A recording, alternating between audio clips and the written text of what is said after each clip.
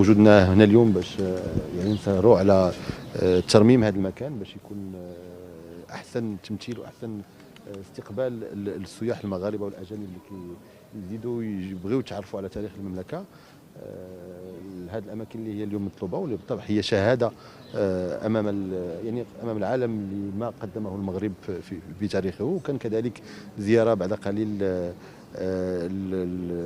واحد الاكتشاف اخير، اكتشاف اركيولوجي لمدينه ارمات اللي هي مدينه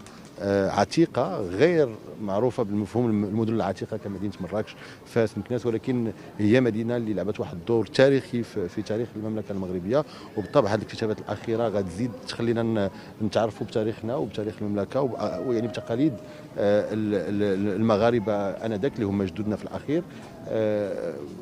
نزيد ناكد على ان حضوركم معنا هو يعني تعريف اكثر لهذا التاريخ ديال المملكه المغربيه. بالطبع الفكره هو ان وزاره الثقافه اليوم غتزيد تستثمر في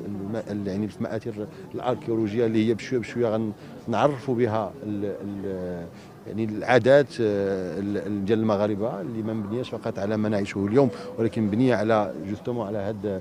يعني ما كانوا يقوموا به جدودنا. وكتشوفوا ان فين ما كنرجعوا للتاريخ، فين ما كنرجعوا للزمان يعني كنرجعوا شويه في التاريخ الا وكنشوفوا جماليات والتقاليد المغربيه اللي كانت عندها عندها واحد الاصل وعندها واحد الطريقه ديال التعامل مع الطبيعه، طريقه التعامل ما بيناتنا بعد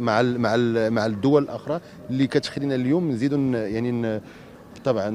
نفتخروا بهذا التاريخ، ولكن كذلك نستافدوا منه باش نحاولوا نبنيو ونحاولوا يعني نمكنوا من المغرب من